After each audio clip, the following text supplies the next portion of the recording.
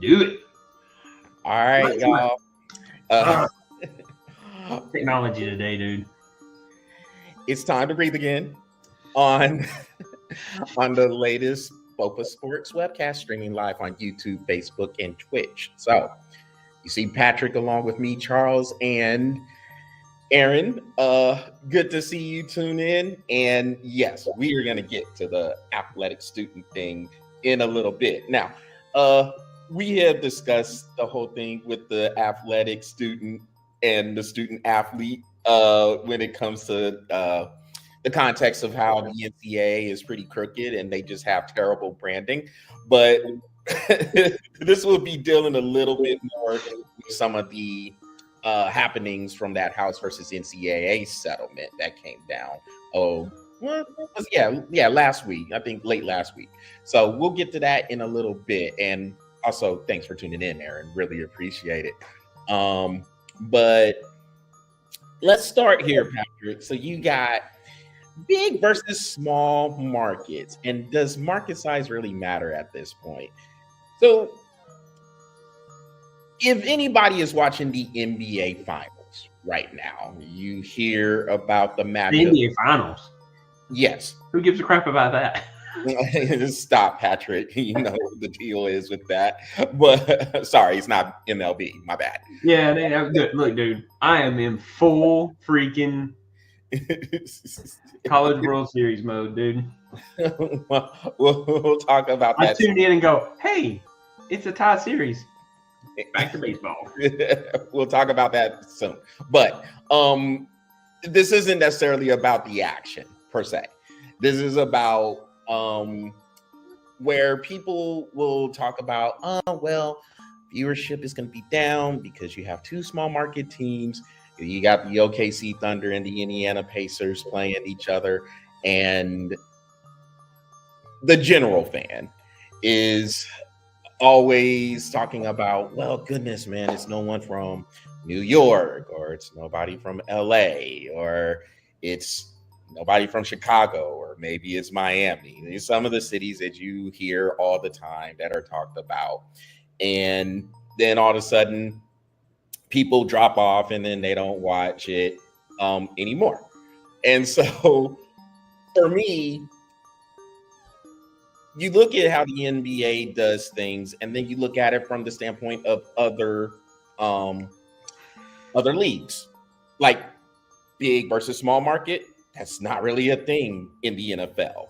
As a matter of fact, if you talk about the Green Bay Packers, who is by far the smallest market in the U.S., by far. I got caught up because I was reading Aaron's comment. He said it's great for the U.S., but could be anyone else other than Indiana. This dude does not like Indiana at all. It's so funny.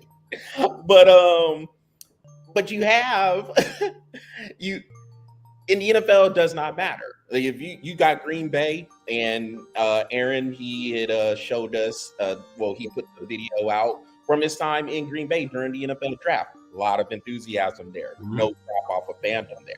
And when it's in the NFL, it doesn't matter. Like if you have something between, let's say, the Packers and Bills, the NFL, they market the hell out of that. And it does great. There's no drop off there. It's pretty much the same in MLB. The problem with MLB is they just don't market enough. They don't market well. One, they don't market enough, and two, they don't know how to market, because it's like this: is they can get people to come out and watch baseball if your team is winning. That's the problem with baseball is. And then on top of that, it's the first half of the season. Like nobody really pays attention to the first half. Nobody really tunes in until after All-Star. You know what I mean? So MLB has a problem with not only that, but they don't really know how to market, because they don't pick the big names in each city and market them correctly. You know what I mean? Like Atlanta with Ronald Acuna.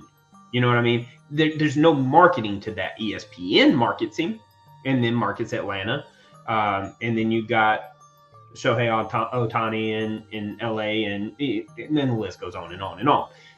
ESPN markets them correctly, but even then, ESPN is not huge on baseball anymore. It's mostly football and basketball, and sprinkled in a little other stuff here and there. I mean, you remember Baseball Tonight? I'm sorry, Patrick. I was just going to say they're not even going to have baseball after this year either. Yeah. So Baseball Tonight was gone. I mean, and it's such a huge market but here's the part. It's such a huge untapped market now because nobody is.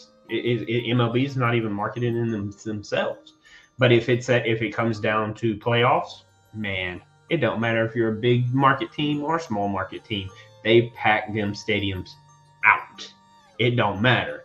And I mean, that's the good thing about baseball is I just wish that it took before the All-Star game before people really started paying attention to baseball. You know what I mean? Because there's a lot of money to be made in there, but it's also a summer sport, and a lot of people don't like going to a 2:30 game and sweating their balls off and watching their team win or lose. And then on top of that, it goes into extra innings, and then bonus baseball is what I call that. Yes.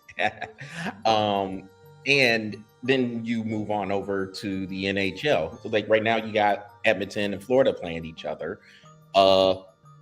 Hockey in Florida. Remember, this was not thought of as a novel idea. Like, what? You're going to play hockey in Florida? But the teams down there has changed that dynamic big time. We talked about it a week or two ago, where you have had the Tampa Bay Lightning make the Stanley Cup final for 3 straight years, and now the Florida Panthers are in their 3rd straight year.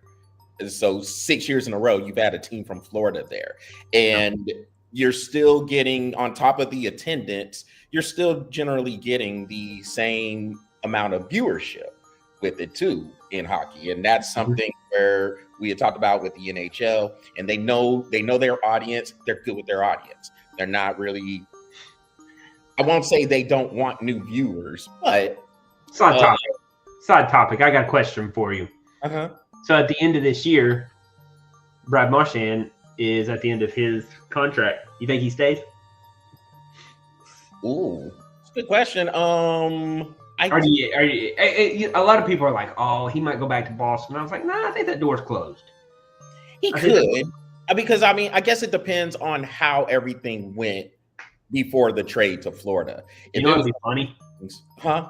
You know what would be funny? What? If he goes and plays for Montreal. Yeah, just play for all the play for the rivals of Boston. But I guess it just depends on how everything happened, or if things were bitter during the last days in Boston.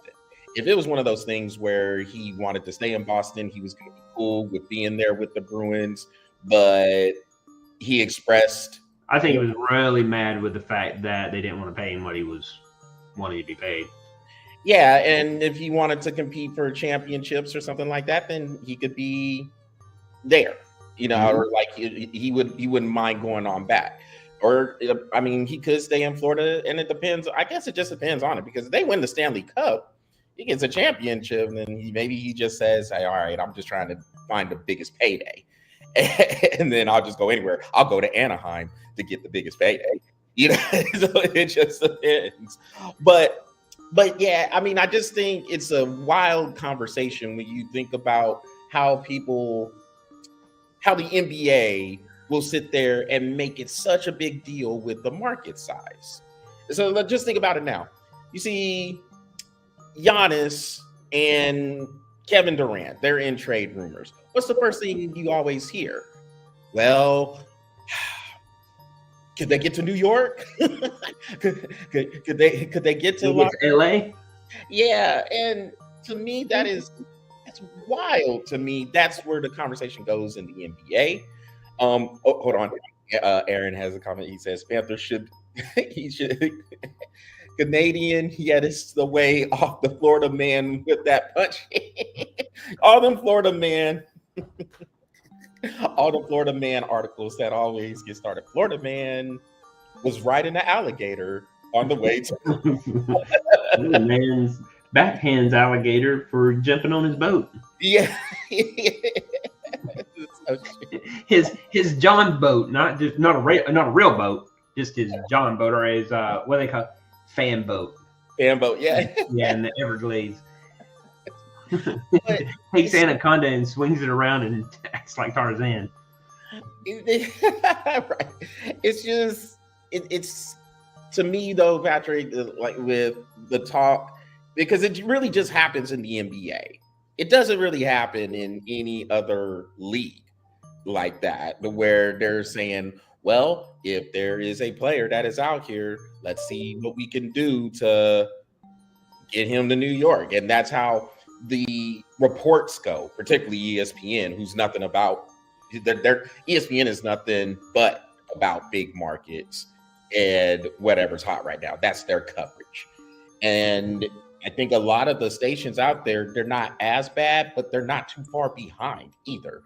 And that's just, to me, it's just crazy that it comes down to that, because you do have these other teams that are in the league. And if they're winning, if they're doing good, the people will come. Eventually, the people will come.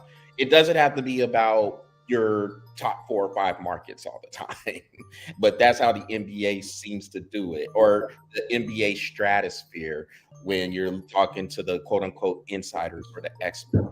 I just never understood that. And you look over on the NFL, the small market teams, they don't really care. As a matter of fact, here's the best way I could put it, Patrick. They don't look at it from the standpoint of Green Bay versus Buffalo, or the New York Giants versus the LA Rams. It's the Giants versus the Rams. Yeah. Doesn't really matter where they play. We know they play in those cities, of course, but they're not really putting it out there as a New York versus LA thing, or Dallas versus Washington thing, or anything like that, or San Francisco versus Seattle thing. They're not putting it out there like that. But in the NBA, oh, Indiana, OKC, man, these 2 small markets, oh no, our viewership is going down. And it's kind of pathetic to me. I don't know. Yeah, I mean, but that's all on a marketing thing from the NBA. I mean, if you're looking at it from, because baseball does the same thing. NHL kind of goes more of like how NBA does it, but I can see it from an NHL standpoint, just because the fan base is not as big, 1, and 2, we have Canadian teams. So I get it from an NHL standpoint, but from an NBA standpoint, I don't understand why it has to be a city. Why can't it just go with the names of the team?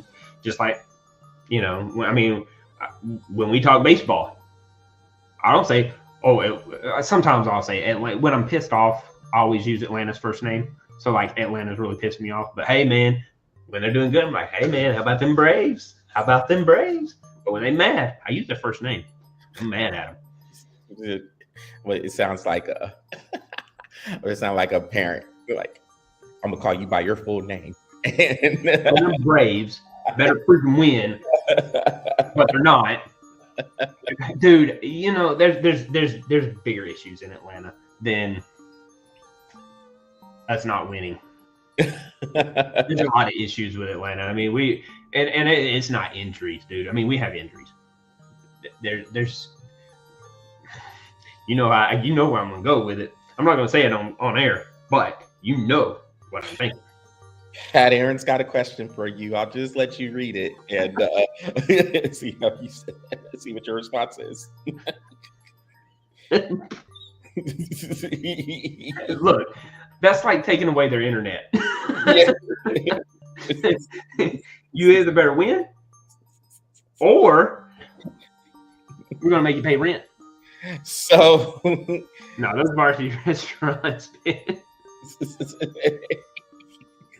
I will say that I haven't been to one in a while though. So yeah, the varsity restaurants down in the ATL are world renowned, and so yeah, I don't think they shut down varsity restaurants back. No, no, people come from Athens over to varsity just to eat. Plus, you got oh shit, my kids are playing blitzball right outside the window. Oh. In a dump button, boy. That ball hit that window, scared the crap out of me. Okay, I'm gonna have to be ready for it. You all right? You all right? Dude, it was like, did you hear it? Yes, I did hear it. Yeah. Oh goodness, that's so funny. That See- oh goodness, that's the Braves. They know you talking shit.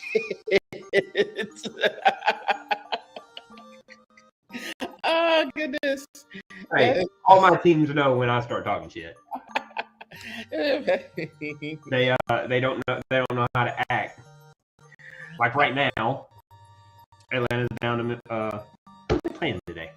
They Brewers? Yes. They're playing the Brewers. Yeah, they're at Milwaukee. Yes. Atlanta is at the Brewers because I'm not mad at the Brewers. The Brewers doing fine, I guess.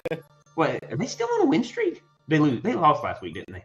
Yes. Yeah. They were losing to the Reds. I know The Reds. They lost to the Reds. That's who it was. Game 2 of that series. Mm-hmm.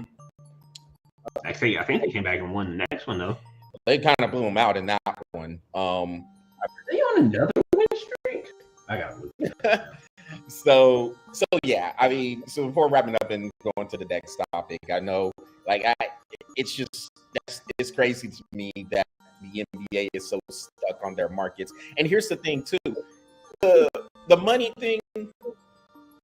The NBA, they're starting a new TV rights contract next year where they're gonna have NBC and Amazon come aboard. ESPN gets to keep theirs, and TNT unfortunately lost theirs to Amazon, or I guess their package to Amazon. But maybe Amazon does a better job with them. Yeah, I mean, I don't know. I mean, TNT's coverage was pretty damn good, but I mean, Amazon, I think they're putting a good team together. I mean, I think they're going to have Dirk Nowitzki as analyst there. So, I mean, I look forward to seeing what Amazon does, and I look forward to having NBC back. I mean, NBC, of course, that was during the Jordan era and all those games where they had Marv Albert. Maybe Jordan comes back.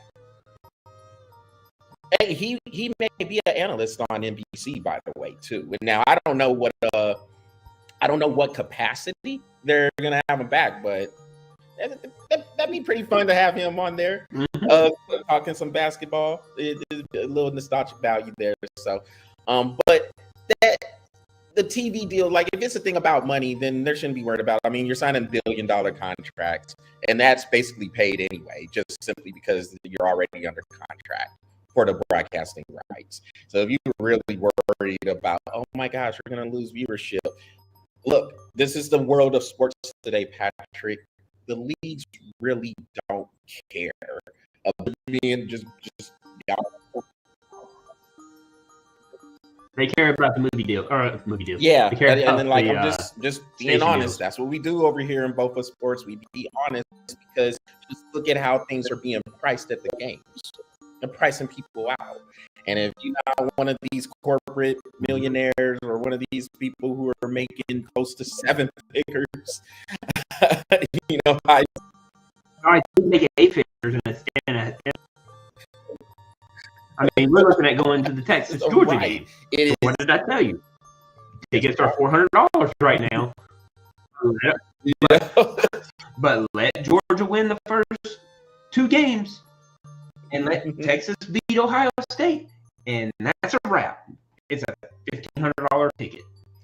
Yeah, yeah, exactly. And that's not even including the concessions and all the other stuff that comes with it. Yeah, you're just gonna use their restrooms and sit in their seat. And I don't need their $10 ticket. Heading into college conversation.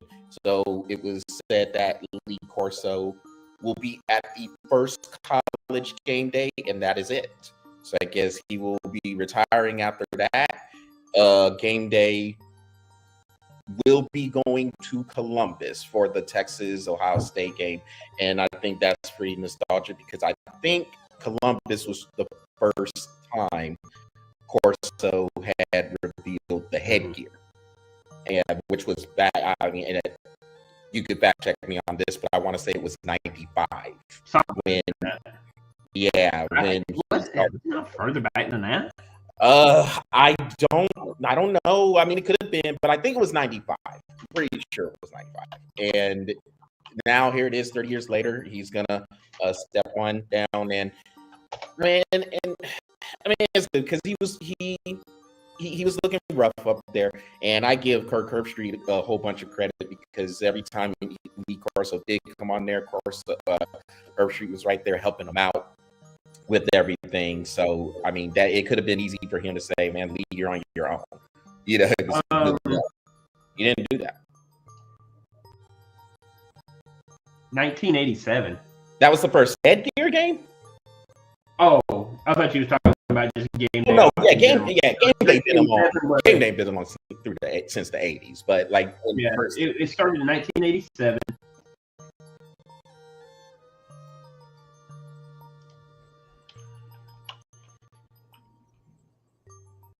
And so, Jesus, Braves still know you're talking shit. But October 5th, 1996 was when the headgear started. All right, and that started in Columbus. Yep. So now he's gonna step down after. I don't mean it in a bad way, but I'm glad. Well, he wasn't looking good. He was. Aaron's talking about Russell Williams is knocking on your door. But no, those kids are poor. Yeah. Russell Williamson has at least 4 digits. So yeah, it is. So it's fitting that he does. Dude, our USA soccer team sucks. Let's stop. I'm not gonna get on them because the USA soccer team, yeah, they got a lot of issues. Dude, it was 2-0. I blinked and it's 4-0. Who are they playing? I know they lost to Turkey. They lost to Turkey. Who are they playing now? Switzerland. Oh boy. Yeah, they should be done after this game. Well, and they're serious out there, and Switzerland's laughing. Well, the World Cup is coming here, and they're going to be in that because they're a host. So, yeah. They're in by default. It's like participation. Yeah, the host always get to they be in there, so you get the automatic berths go to the host nations and the world champion from the time before. So Argentina, since they won in Qatar in 2022, they're in there, and then it's supposed to be hosted between the U.S., Mexico, and Canada. So U.S. is going. We're going to get out of the first round, baby. Yeah, group stage. Yep. So we're getting out of group. We're getting out of group, baby. Come on. So let's talk bets on them this year. So let's talk about the college, the House versus NCAA settlement. And Aaron had a comment earlier. He said, as a former student athlete, he's really interested in this discussion. So what you have now with the House versus NCAA settlement coming down is basically the schools can negotiate with the players directly, which I mean, I tend to think that was happening anyway, but but you could mask it a little bit. Look, you could say, well, I don't have control over the boosters. The boosters do what the boosters do. Yeah.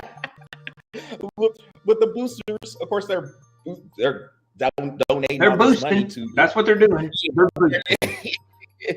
So they could indirectly act as a person like, all right, man, look, I know you got this other college over here, but if we slide this Ashton Martin deal over, you come on, could you come and play for us? We'll give you a silver, red, and black Ferrari. So, but now you got the schools. So basically, said athletic director or said school president can come in here and the coach, like basically on the recruiting trail. But they can basically say, hey, look, we'll give you 2 years, $10 million or whatnot. So basically it is in the age of contracts. You can negotiate deals here. And like you said, Patrick, it's semi-pro. College sports is now basically the minor leagues for the NFL, for the NBA, whatever the league is. And here's the thing. I think it has to get here in order for something to come down in terms of some sort of regulation. I think it is good now that the schools can deal with it directly, because what was happening before is, well, the NCAA, which is one of our top corrupt organizations in sports, was holding everything.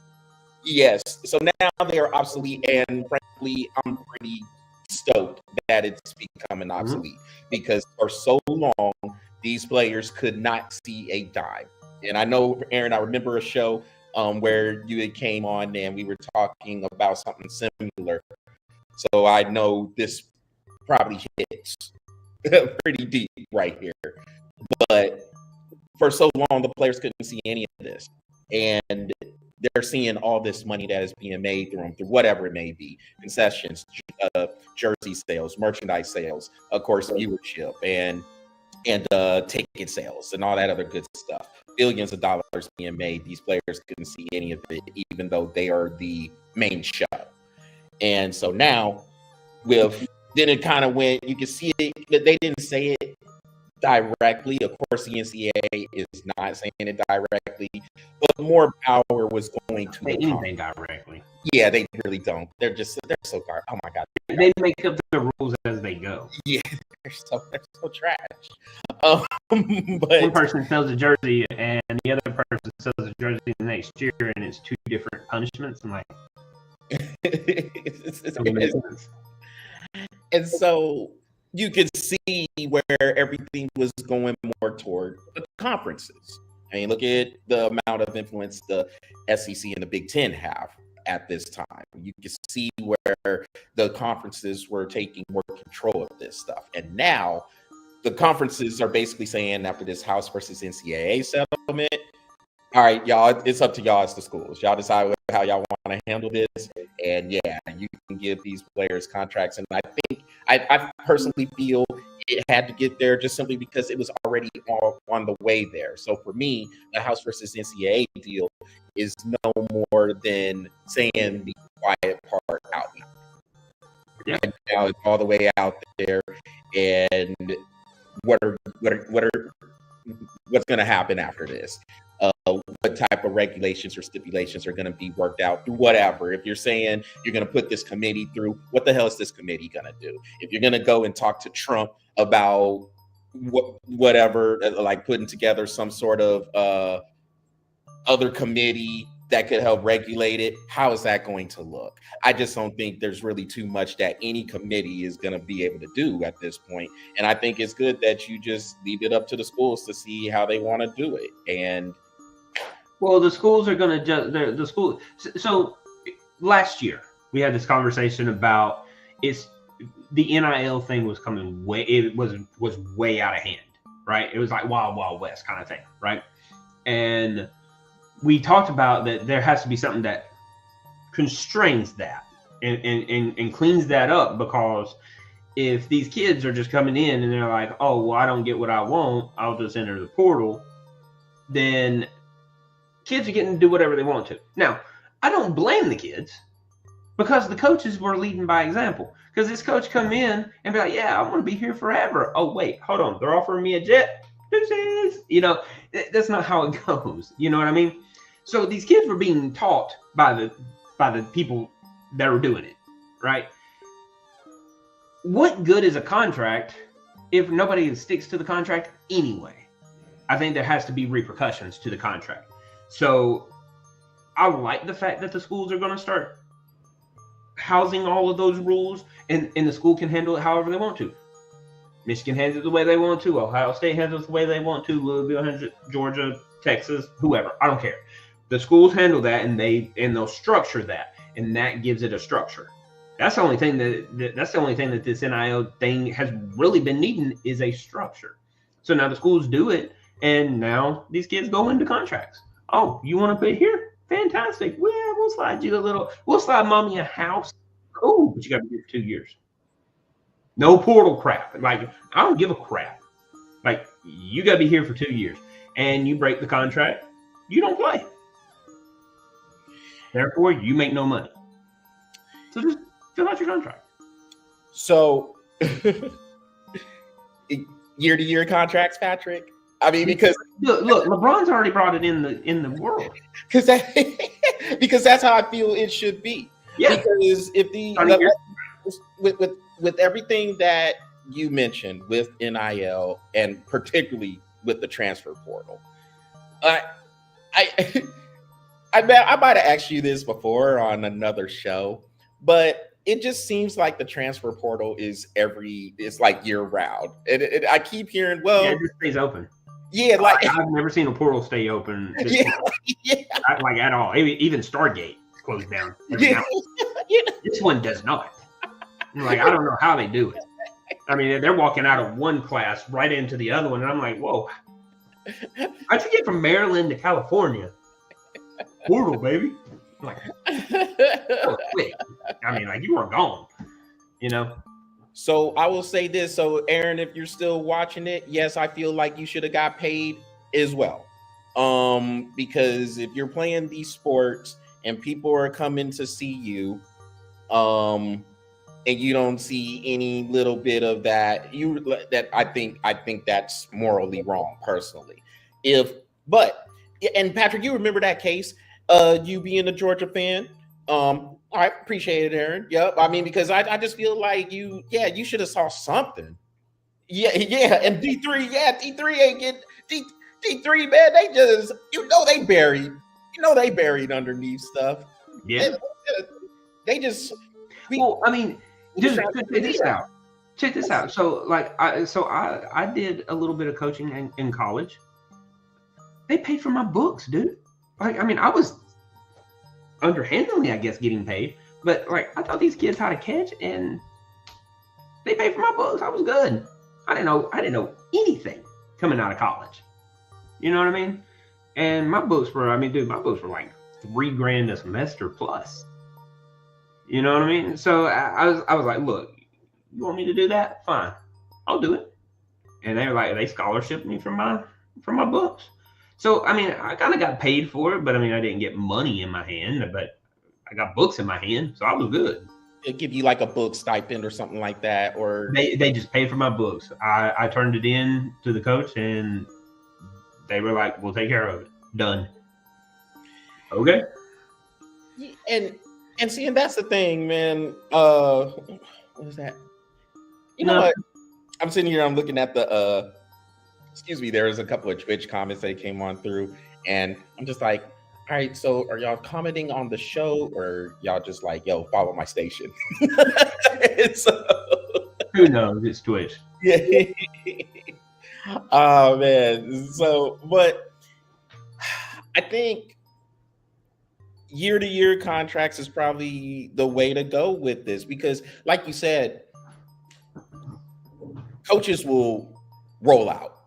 Coaches roll out all the time. And if you notice, all your big head coaches, from Nick Saban in football to Mike Krzyzewski in college basketball, stepping down from Duke, and then you hear a lot of the other coaches who have been coaching college basketball and or football or whatever sport for a while, saying this is too much. I can't handle this. I can't handle this.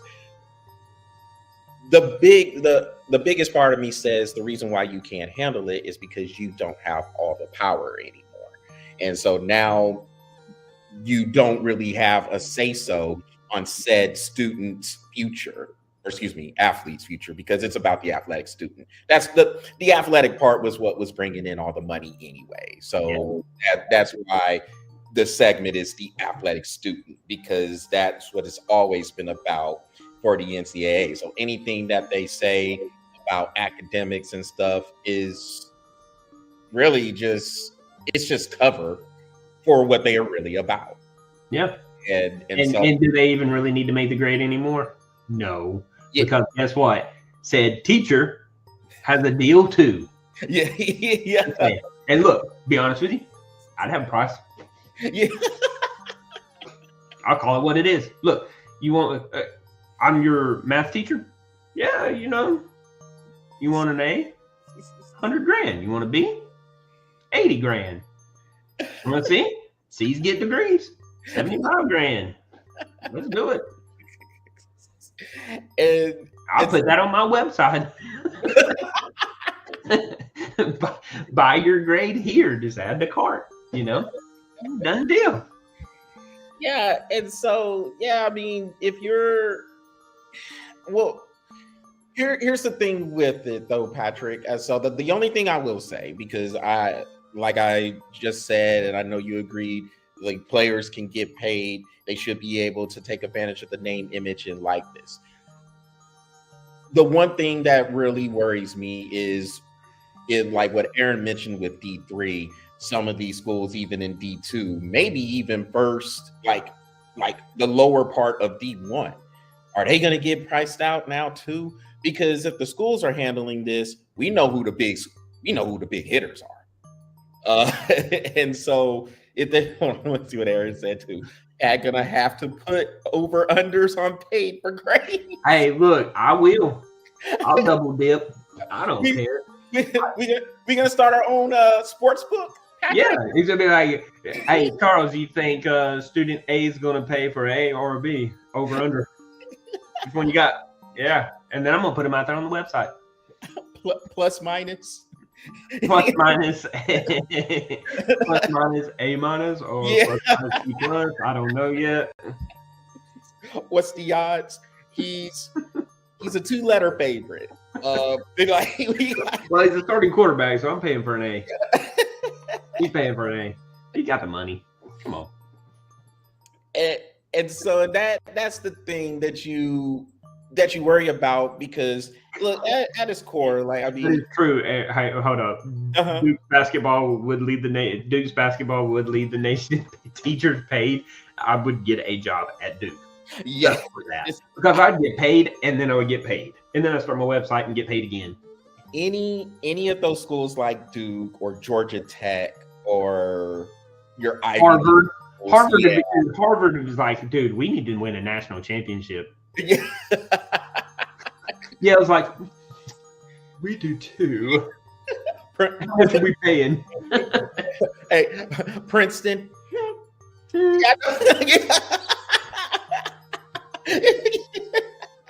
Nose up in the air. We'll win them all. MIT's like, man, I don't give a shit. Just whatever. Yeah.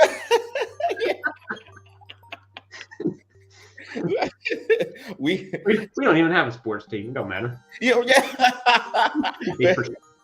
Look, you have all these other scandals that be coming out. You got the parents trying to get the kids in there. Hey, I want, like, what was that scandal? I guess back in 2019 when you had Felicity Huffman trying to get, or Lori Loughlin, the old Full House. They were over there trying to get their kids in here. Hey, I want her to be in the swimming team. Coach is like, they don't have no swimming experience. I don't care. Here's $200,000. They're on the swimming team now. And so I'd be like, go get them, girls.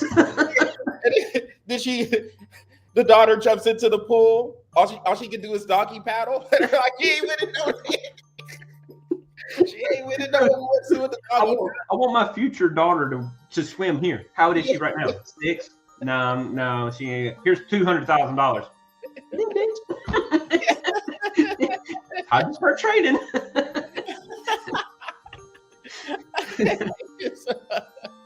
Oh gosh. Aaron said North Carolina too, where Tyler Hansborough once pronounced and said this sentence, acorn, like acorn.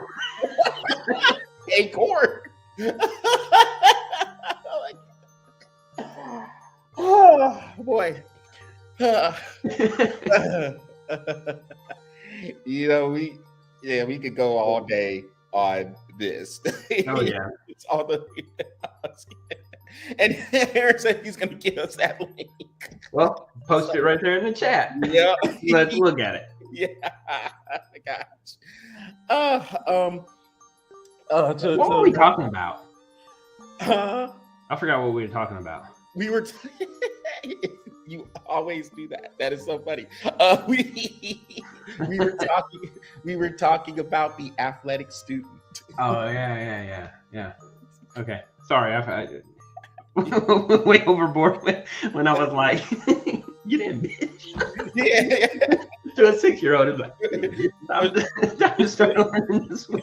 You pushing the person who has no swimming experience into the pool. Time to learn. Pay up. Right. Okay. Okay, the athletic student. Yeah. We've got to stop getting off topic, man. We really need to get through the show. Yeah, okay, you're the one who's saying we need to do the show now. Yeah, Patrick's the one with discipline now. Yeah, I don't know where you're going with it on this. Okay. Well, all right. So to close out, because I'm sure we'll come back to this, especially when it gets closer to football season and you start seeing these contracts come out. Hey, you just signed That's what I'm curious about right there. Contracts and how are they going to be structured? That's what I'm curious about. Because you, as a matter of fact, Patrick, you have a situation in women's softball. So the Texas Tech pitcher, Najiri Kennedy, to come to Texas Tech, she signed a $1 million NIL deal, which that's the first of its Yeah, that was the highest in softball. So she just signed another one, and she will be back at Texas Tech next year. So what? Number one, Texas Tech needs to make sure they got an offense around her, so they can score, because they went far with really no offense. I mean, they got to the final game. But that defense was just solid all season, dude. I mean, but they need to be able to score more than 3 runs a game. Exactly, and so like you got this one. Hey, year contract. Hey, you give me $1 million. All right, I'm here. Oh, you give me another $1 million. All right, I'll stay. Texas Tech already got it figured out. Dog, year contracts. Let's go. They're like, dude, all we're waiting on is this just to get approved. We're already doing it. Yeah. We're ready. All these other colleges are gonna be like, oh, what the hell just happened? Yeah. I got power. Okay. They stay like, we're good. You know what? I think I know where we started going off of the rails, because we started talking about the school. Aaron had the comment about Duke, and then we started talking about the Ivy Leagues, and then we were just like, oh yeah, MIT, dude. Yeah, MIT. Sorry, excuse for a school that ain't got no sports. Oh gosh. And then they're academic. Yeah. And then they MIT. Oh shoot, MIT might be getting a piece of that pie now too. Like what? Yeah, they'd be like, wait, hold up, what? Yeah. We'll put one of those 18-20 granny shot basketball on the court. How much money we gotta make? Okay, cool, let's do it. And so there's a way where actually this might help some of those. I can see some of the kids going, what is this big, huge curve line right here? That's the 3-point line. Do we have 3 points for that? Yeah. Can I shoot this way as well? Yeah. And the coaches are like, all right, look, we'll teach you how to actually. Coaches are like, yes, but we need to find wind resistance and the angle from which you're shooting. Dude, it's all a science. We're going to be able to calculating. If we do this. Check the wind. If the jet indoors. Ooh, do you feel that air conditioner? Got a lot for that. If the jet stream hits right, then wait, he's been throwing 20 yards all year, and then all of a sudden he throws 33. Yeah, jet stream must have hit that jet stream. Yeah, it's either that or he's gonna go get tested had arm come. Oh yeah, he been popping steroids. Yeah, so bad. All the other quarterbacks are like, is that all he's got? They're popping him for steroids? What about me? All right, Patrick. Before we wrap up, all right, because before we wrap up, let's talk about what we have seen in both the NBA Finals and the Stanley Cup Final.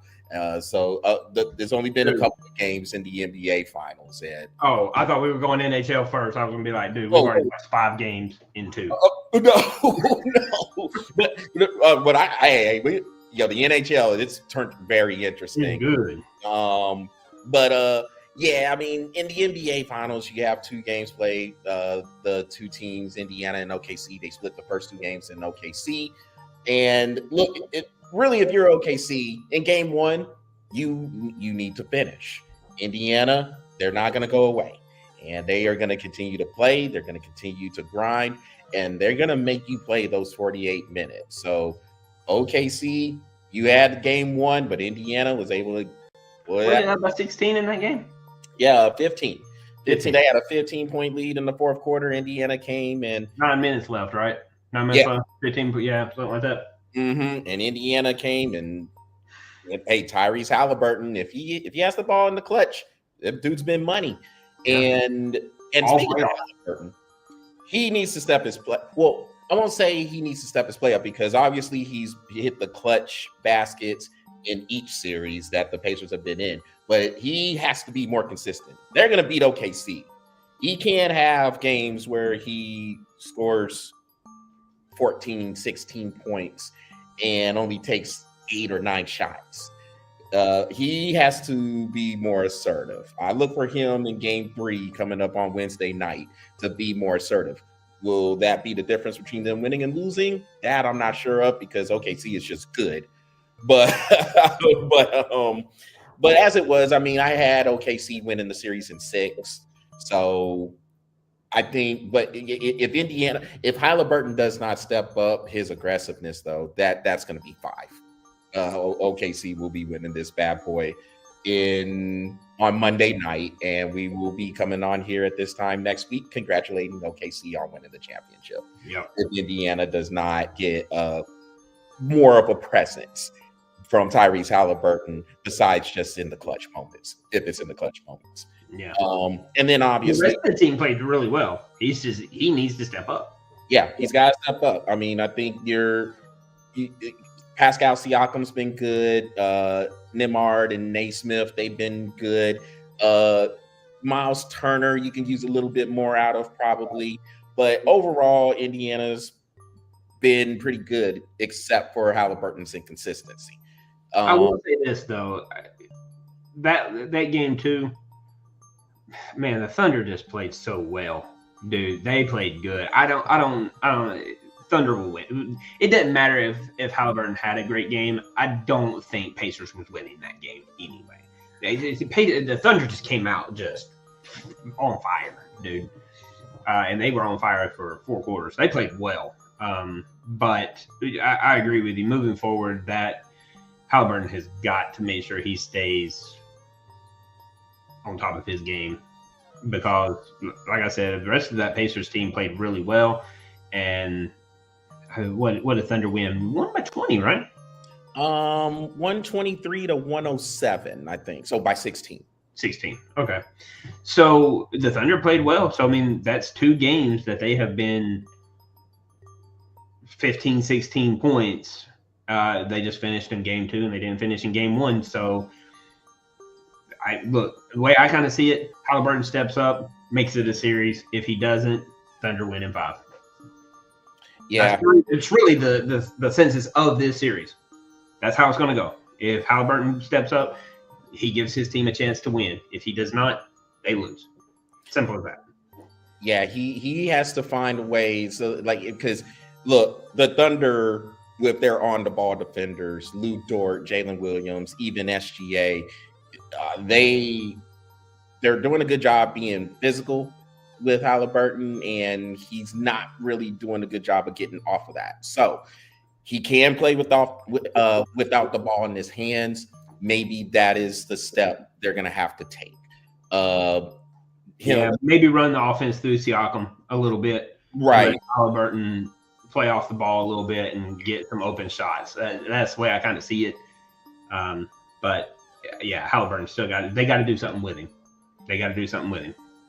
You can have Nembhard or Naismith bring the ball up. Of course, they got TJ McConnell also, who comes off the bench and can handle the ball. So yeah, but Halliburton has to. I'm not saying he's got to be 40, 50 points. Like, no, but if he has 28 to 35, I mean, I think that's enough. I mean, he can't have 14.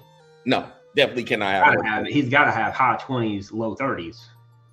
And really just be aggressive too. So if he has a game, like he has 21, 22 points, but he also has 12, 13 assists, that's what you're looking for. You need him to just be aggressive, whether that is helping your teammates get involved or looking for your own shot. But like you said, it can't be 14 points and six assists and one steal. You're going to have somewhere in the vicinity of 25 to 30 points, 10 to 12 assists, and maybe 2 or 3 steals, and be aggressive on both sides of the ball. Yep. Yeah. And another thing, use your defense to get involved in it as well. But over in hockey, all right. So minus game 3. Game 3 was horrendous for.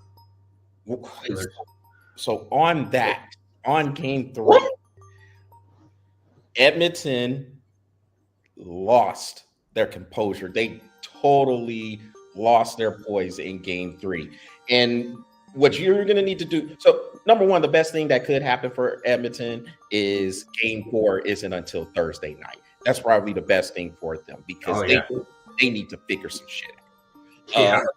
After that, dude, I mean, the way they play it, and so like I was looking at it, and it was like throughout the entire playoffs, McDavid has averaged about 32 minutes on the ice. It's a lot of minutes. That's a lot of minutes. Game 3, he had almost like 35. They were not doing the rotation. Like I don't know what Edmonton done, dude. Like their rotations were off. Their lines weren't meshing. There was times where I saw people on the ice that I had not seen on the ice all playoffs together. It was weird. It was a really weird game 3, dude. It was really weird. I'm giving a lot of the credit to Florida just simply because they forced them into some things that they don't need to be doing. Well, so Edmonton came in to those first couple of games in Edmonton. I think what Edmonton said they could do is match Florida in physicality. That's a hard thing to do because there's not a lot of teams that is more physical than Florida. And because Florida, yes, they can play skilled. Well, Florida can play any way you give it to them. Like, I mean, that's how good Florida is. And I mean, they're not the defending Stanley Cup champions for no reason. This team can play. If you want to try to go up and down the ice, they have the depth and the lines to do that. They can score 5 or 6 goals on you just like anybody else. You want to try to play a 2-1 game, Florida can do that too. As a matter of fact, they probably like that a little bit more.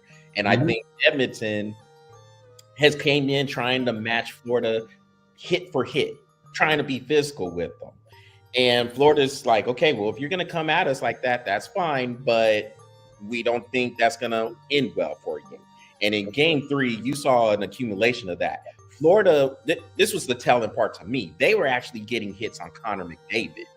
That is one of the hardest things to do because McDavid is just so fast. But Florida was putting hits on him. And that's where I said, ooh, okay, Edmonton might want to start changing some things up. And then when Florida took a 4-1 lead, it's like Edmonton just lost all poise, all type of composure. And they just turned it into fight night. And started doing things that they just don't do. Right. I mean, just weird things. I was like, I sit there and was like, I have never seen Edmonton do this at all, ever. Throughout the entire year, I have never seen them do things that they were doing. I mean, like mixing lines. I noticed that as soon as it went 3-1, They started mixing lines, and I was like, "What are you doing? They don't practice. They don't play together. They may practice. That's one thing. They don't play together. That's a different thing." And I mean, just pucks weren't. I don't know, dude. I can sit here and list 100 things that they just did not do, and they haven't done all season. Patrick, Florida had a 2-on-0 odd man rush on one of their goals. I think it was Sam Bennett who scored it. Yeah. But they had a 2-on-1 or 2-on-0. And that tells you right there was no discipline there. You give up a 2-on-0. Yeah, what are you doing? That goalie is stuck. Yep. That goalie is stuck, and that's hard to do. I mean, look, you go 2-on-0, and that wasn't even the line that McDavid is on. That line, that was when they went up. Was that when they went up 2-0? I want to say so that the man rush was 4-1. Okay, so that's when they went up 4-1. Okay, yeah, that wasn't even the line that McDavid was on. No, I don't know, but he was supposed to be out there. I don't know if they got caught in a line change or what happened, but all of a sudden they went. No, Aaron, they didn't go empty net there. The goalie was stuck. Yeah, the goalie couldn't go nowhere because they went 2-0. I mean, Florida was able to get a 2-on-0 break, and I don't know if the defenders just pitched way too high. You had people who looked like they were trying to get on the bench. Edmonton, it looked like they had. On top of that, the goalie stuck to the net. He didn't come out and give himself any time to do anything. So when he came, when that happens, the goalie is supposed to come out to outside the blue and give himself enough space to move around. He didn't come out of the blue. His ass was still in the net. And I was like, again, things that Edmonton does not do. And he was stuck in the net, and he was trying to like puff up, and I'm like, dude, no, it's not even good. You got 5 holes, dude. You got 5 holes. You're not pumping anything up and closing all 5 of those holes. I'm like, okay, you do you, dude. And sure enough, goal. I was like, so, and that goal happened. So that turned the game to 4-1, and after that, Edmonton just lost their poise. They were taking really, really stupid penalties and trying to get Florida basically to take the bait. Florida's in their heads right now, and Edmonton is upset, and they're trying to do everything they could, especially in the third period, to just get Florida to retaliate. And you can see a lot of the Florida guys, they were just laughing. I mean, they were especially my boy. Yeah, Martin. He's such an instigator, dude. Absolutely. I love watching him play, man. And so Edmonton's gonna have to figure some stuff out. So that break between the game 3, which was Monday night, game 4 will be Thursday night. That extra day, I think, is probably the best thing that could happen to Edmonton. I don't know if it will be enough for them to win the series. Of course, I know you have Edmonton winning the series. I got Florida winning. But if Edmonton's going to have any shot, this extra day between games 3 and 4 is important because they better get some get right. It's spiraling out of control. Like they could go out in 5 right now. Is how it's looking if they don't fix some things. So, well, Patrick, I mean, that is it. Before we head on out, what's coming up for Bro Epic? Well, so like I said last week, me and Brantley was going to start doing a few things on our own. We're going to start doing that. I think we're going to start doing that in a cup. Probably not this week. I think we're taking this week off. We're going to start filming next week. Still trying to get a couple of kids ready for the kickball game, but man, it's been really weird weather down here. It's been like blistering hot. I mean, we've already had 100 degrees down here, dude, twice, and I was like, it's only June.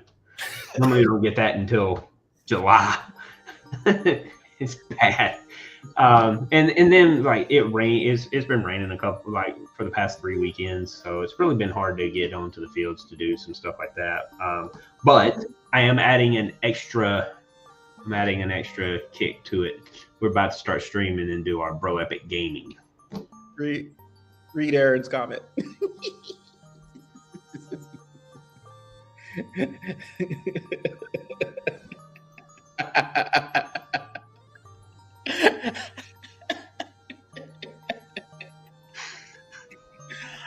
Yeah, we're gonna ever. I don't want them rubbing off on my show. We're gonna have to find a time to meet up with Aaron because man, he be coming up with these comments. That's some stuff that we would definitely say. I remember when I had said something. He said, "I bet Charles be just barring it up, just 5 bars, just like the subliminal side diss." I said, I try. Yeah, sometime. The mixtape coming. But you need to do the mixtape on our show. Yes, that is in work. Actually, I know I'm a little bit late. Dude, you're 12 weeks late. Just 8. Just you might want to go and look. This is going to be episode 512 right here. Yeah. All right. Well, if you're talking about the number of episodes, yes. All right. Yeah, we're coming up on the 510s. But I did say we'll probably be on episode 515 by the time the mixtape came out. But so that's next month. It's all right. Look, there's so much that's being worked on, though. So did you reach out to that girl about the logo? Not yet. I know, dude. I know. Don't worry. Look, all that stuff is on there. So it's not that it's out of the real. Okay. Well, how about this? What about the Discord? I already have the Discord channel. I just haven't put it on there. I've been having a Discord channel. I told you I had a Discord channel. I just haven't done anything on the Discord. Both of Sports have one. No, not Both of Sports. No. And so, Aaron, this is the Dookie look. Right? Because I bet you anything he ain't got the thumbnail done either. No, I do not. Yeah. He said, Aaron said, where is it? The Discord. No, so I don't have the Discord for Both of Sports. No, this is still my own personal one. And so that is all in work. Like I said, there's so much that I'm working on. So please be patient, please. And so creating the Discord will take you 3 minutes. Look, be patient. Look, I tell you what, when I step on this show next week, Bro Epic Gaming will have a Discord channel. Well, shoot. Well, where's the Twitch one at? Bro Epic Gaming is not getting a Twitch. Oh, okay, cool. But I already have one. Yes, you did. It's called Ludokinesis. Okay. You're gonna Short, Ludo. Ludo. What is No, I'm not doing that, Aaron.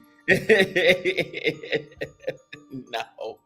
This is an accountability show here. So he holds me accountable just like I would do the same to him. That's how. Oh, dude, and I get it. Look, dude, believe me. The only difference is I'll do it on air, and he hasn't done it on air on me yet. Not outside of the supple jab sometimes. Yeah, but he does supple jab in. Hey, but look, he supple jabbed me one time about, oh, well, if you're going to create a channel, then your logos have to match, your names have to match, and da-da-da-da-da-da-da, right? Okay, hit me up hard. My very first episode. Come back next week, all of them match. And then I go, hey, Charles, remember when you told me all my stuff didn't match? You do realize none of your stuff matches, right? 4 weeks later, he gets them all matching. I have mine done in 3 days. Yes. Well, that's what he is. Yes. So, like, I have all the tools. Most of them I have not applied. but He's like, look, this is what happens. He'll get on the couch. He gets his crock pot started. He sits on the couch. He crosses his leg over on the table, and then he watches sports all day. And I'm like, you can put a laptop right in your lap. What do they call it? A laptop. And fix your Discord. He's like, but I'm busy right now. Watching sports. Patrick, how dare you bring up my crock pot? Hey, I cooked chicken in the crock pot the other night. And I put some put taco seasoning on it. It was bomb. It was so good. My kids were like, ooh, this is good. I was like, yeah, I put taco seasoning on it. Beef broth and taco seasoning. All because I didn't have anything else to put on it. I mean, how dare you bring up the crock pot? I mean, you're telling the truth though. And so with that, 3 minutes. So with that, that will conclude this edition, the latest edition of the Bofa Sports webcast. And that is what we are breathing on for this evening. So y'all make sure y'all visit the Bofa Sports YouTube channel, smash that subscribe button, and follow the Bofa Sports Facebook page. So everybody take care. Shoot, I'm about to put the crock pot on again. Yeah. Cross his legs and go watch some TV. That's it. We appreciate you, Aaron. Thank you. Yes, everybody take care. Aaron, as usual, man, thanks so much for tuning in. And for everybody who did tune in to watch, thank y'all also to you.